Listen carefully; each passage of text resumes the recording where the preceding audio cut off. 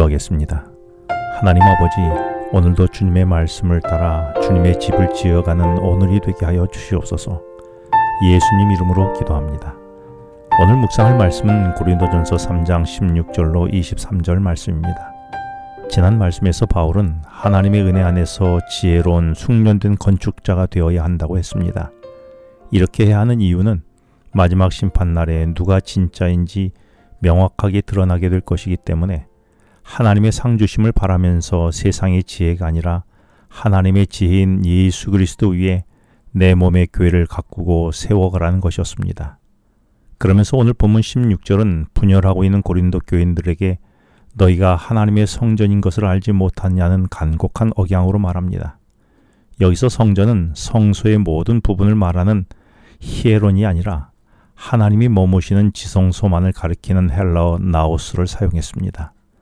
지금 바울은 너희는 예수 그리스도의 터 위에 그리고 예수 그리스도의 보배로운 피로 건축되어서 너희가 지성소가 되어 너희 안에 거룩한 하나님과 성령이 머무는 교회인지 모르냐고 한 것입니다.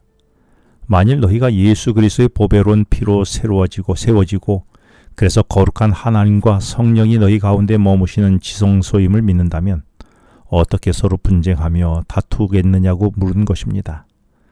나는 내가 하나님과 성령이 머무시는 거룩한 지성소임과 나를 위해 십자가에 죽으신 예수 그리스도의 보배로운 피 위에 세워진 존재임을 믿습니까?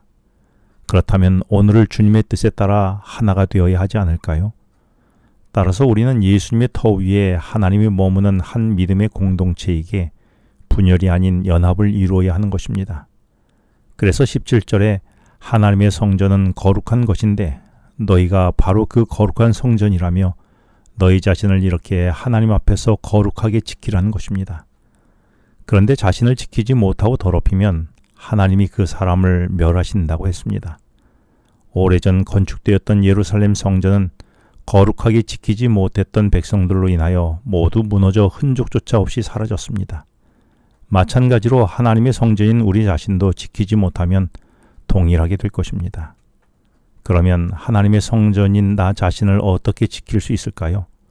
18절에서 그 대답으로 자신을 속이지 말라라고 말씀합니다. 갈라디아 6장 3절은 아무것도 되지 못하고 된 줄로 생각하면 스스로 속이는 것이라고 했습니다. 자신은 거룩하지 않은데 거룩한 척하고 정직하지 않으면서도 정직한 척하는 것은 자신을 속이는 일입니다.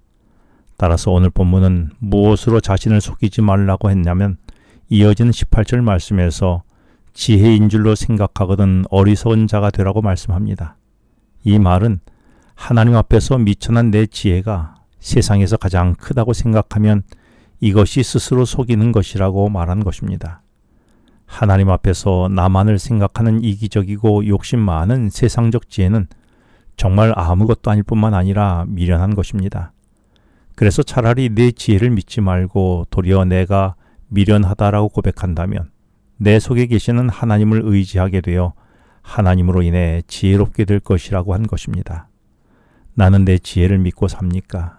아니면 내 지혜는 하나님 앞에서 아무것도 아닌 어리석은 것임을 믿고 하나님의 지혜 앞에 굴복하고 있습니까? 만일 그렇다면 내 하루의 삶은 온종일 기도로 살아가고 있습니까? 왜 나의 지혜가 아닌 하나님의 지혜로 살아가야 할까요? 그 이유를 19절에서 세상의 지혜는 하나님께 어리석은 것이라고 했습니다.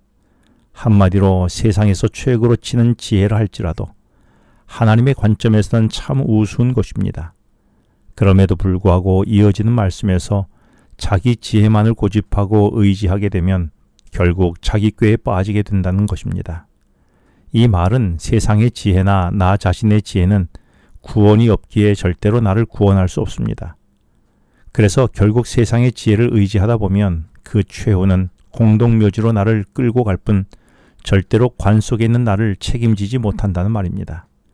그래서 자기 지혜만을 믿으면 결국 자기 꾀에 빠지고 마는 것입니다.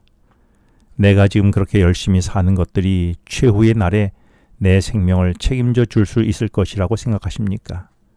오직 하나님의 지혜만이 내 생명을 책임져 주고 나를 구원하는 것임을 나는 알고 있습니까? 그렇다면 나는 어디에 목숨을 걸고 의지하며 오늘을 살아야 할까요? 결국 20절 말씀은 세상의 지혜로 생각하는 것들은 하나님 보기에 텅 빈 헛것이라고 말씀합니다. 왜냐하면 그 속에는 생명이 없기 때문입니다. 그러면서 바울은 21절부터 23절에서 위대한 선언을 다음과 같이 합니다.